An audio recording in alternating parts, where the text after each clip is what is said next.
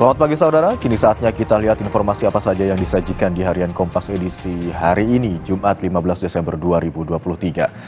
Di halaman muka, seperti biasa Harian Kompas kembali mengingatkan kepada para pembacanya bahwa hari ini merupakan 60 hari menuju pemilu 2024 di tanggal 14 Februari 2024. Dan kita bisa lihat di sini di halaman muka ada sebuah informasi terkait dengan judi daring yang tadi juga sudah Anda saksikan melalui tajuk rencana Harian Kompas yang sudah kami tayangkan sebelumnya. Rekening hasil jual beli jadi penampung uang judi. Liputan investigasi Harian Kompas terkait dengan jual beli penampung uang judi, di mana tim Harian Kompas menemukan praktik jual beli rekening untuk menampung uang judi. Rekening tersebut merupakan atau dipakai sebagai rekening samaran sindikat judi daring. Kaki tangan sindikat membeli berbagai rekening bank beridentitas asli dari warga untuk menampung uang deposit pejudi dan dicantumkan di situs-situs judi. Rekening-rekening samaran itulah yang menjadi tulang punggung judi daring di Indonesia. Dari informasi tersebut dilengkapi dengan sebuah data grafis yang disusun oleh tim dari Harian Kompas terkait dengan judi daring dalam data PPATK, di mana 7.577 dompet digital digunakan sebagai penampungan deposit judi daring. Kemudian 12.000 rekening diantaranya digunakan untuk penampungan deposit judi daring sepanjang tahun 2023 dalam laporan transaksi keuangan mencurigakan dari perbankan. 3.295.310 warga negara Indonesia berpartisipasi dalam permainan judi daring tersebut.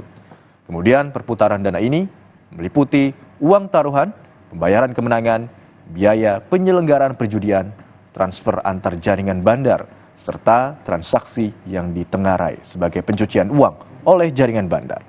Dan selanjutnya, 3.236 rekening dihentikan sementara transaksinya oleh PPATK sepanjang tahun 2023 dengan total nilai saldo mencapai 138 miliar rupiah.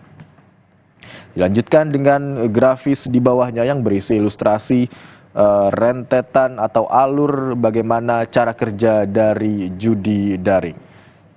Dimulai dengan bertaruh dengan nominal awal di bawah Rp100.000 yang diikuti oleh 79% pemain, kemudian sisanya 21% orang bertaruh dengan nominal yang lebih tinggi, di mana orang-orang yang ikut dalam pertaruhan judi daring ini meliputi pelajar, buruh, mahasiswa, petani, dan bahkan ibu rumah tangga. Dari nominal yang dipertaruhkan tersebut, kemudian uang masuk ke aplikasi judi daring secara langsung atau bisa juga pemain membeli chip virtual terlebih dahulu, di mana dengan uang senilai Rp10.000 pemain mendapatkan 100 juta chip dan Rp65.000 per 1 miliar chip. Kemudian pemain harus menjuarai chip virtual, di mana dari hasil judi daring dapat langsung dikirim ke rekening atau uang elektronik pemain.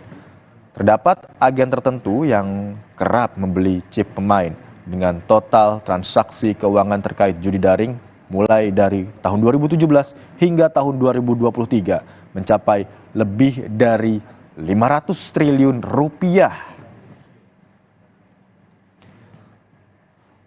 Dari informasi terkait dengan judi daring yang sudah semakin merebak di tanah air, kita beralih ke informasi lainnya, saudara.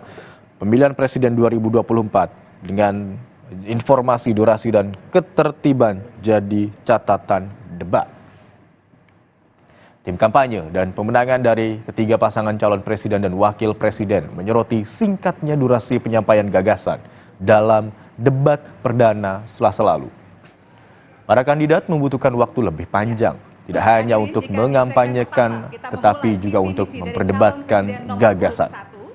Kegaduhan yang muncul dari reaksi para pendukung selama debat berlangsung juga menjadi sorotan.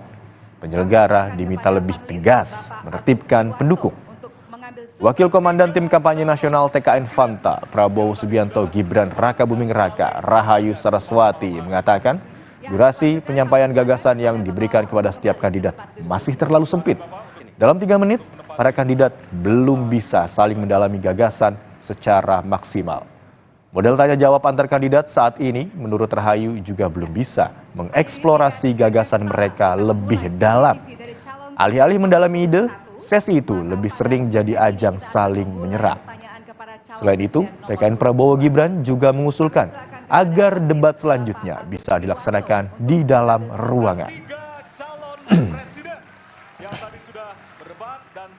Itu tadi baru informasi yang disajikan harian Kompas edisi 15 Desember 2023 di halaman muka. Masih ada sejumlah informasi lainnya, kita lihat di halaman 15 contohnya saudara, ada informasi soal dana kemanusiaan Kompas, bangun martabat di Bukit Pada.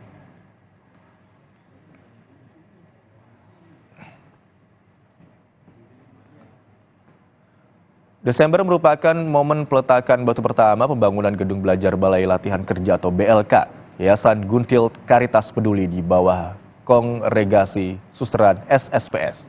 5 tahun lalu, sebelum Yayasan Dana Kemanusiaan Kompas mengucurkan bantuan, peletakan batu pertama sudah dilakukan, tapi tidak berlanjut. Hal ini mengakibatkan sejumlah peserta pelatihan tata busana dan tata boga belajar di rumah warga di tepi lapangan Pada. Saudara, itu tadi sejumlah informasi yang disajikan di harian Kompas edisi terbitan Jumat 15 Desember 2023 atau hari ini.